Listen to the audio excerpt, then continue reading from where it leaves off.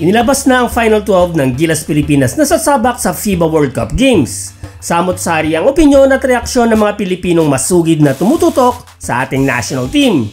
Pinuri ng karamihan ang pagkakasama nila AJ Edu, Renza Bando at Scotty Thompson, pero ang iba ay hindi natuwa sa pagkakasama ng ilan ding players. Sino-sino nga ba ang mga players nito at bakit kaya mas napili sila kaysa sa apat na natanggal? Yan ang mga pag-uusapan natin sa ating featured video for today.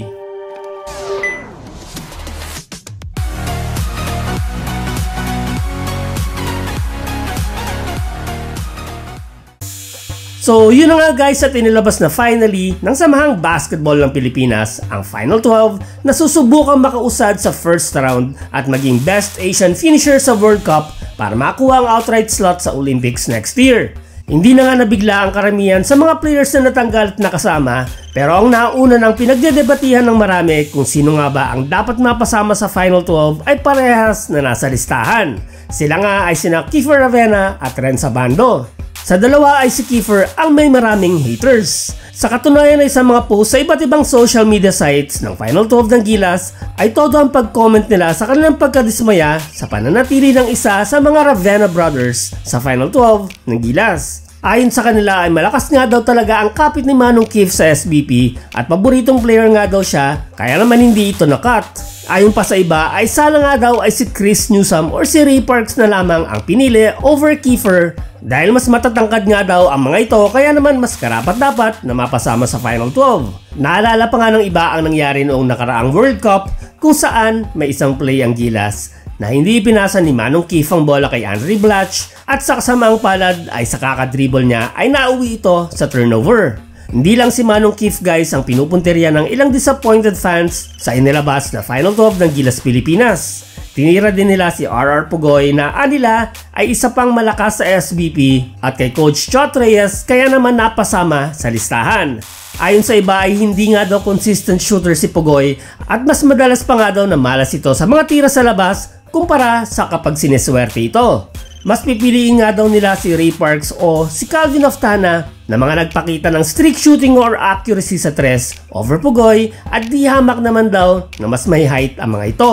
Pero bakit nga ba guys na napili ni Coach Chot sina Manong Keith at RR Pugoy kaysa kina 3D, Ray Parks, Calvin Oftana at Chris Newsome? Siguro guys sa case ni Kiefer ay ang familiarity niya sa international basketball type of play ang naging bentahe niya at makikita naman natin na pag siya ang ginamit na point guard ay somehow nakakapagtimon naman ito na maayos. Iwasan lang sana niya ang sobrang dribble, pero to be fair naman kay Manong Keith ay hindi na nga natin ito masyadong nakikitaan ng too much dribbling. Sa kaso naman ni RR Pugoy ay your guess is as good as mine. Siguro nga guys ay valid ang obserbasyon ng iba na Ray Parks over RR Pugoy dahil sa mga friendies ng Gilas ay nakitaan naman natin ng mas magandang outside shooting si Ray Parks. Ang kagandahan lang kay RR Pugoy ay kapag nag-init ito sa labas ay maaasahan naman siya ng Gilas at kaya nitong kumuha ng rebounds at bumantay sa mas malalaking players sa posisyon niya gamit ang kanyang katawan.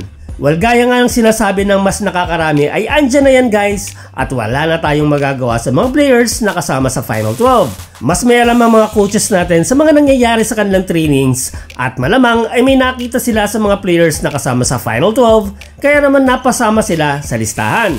Panigurado naman na yung apat na nakat ay naiintindihan nito at todo rin ang suporta sa mga players na sasabak sa mga laban ng Gilas. Ang pinakamagandang maiambag na lang natin guys bilang mga supporters ng ating national team ay ibigay ang ating 100% support dahil lahat ng mga players na kasama sa Final 12 ay mga Pilipinong handang magsakripisyo para mai-represent ang Pilipinas at magbigay saya sa milyong-milyong Pilipino na manonood ng mga laban sa FIBA World Cup ng Gilas Pilipinas.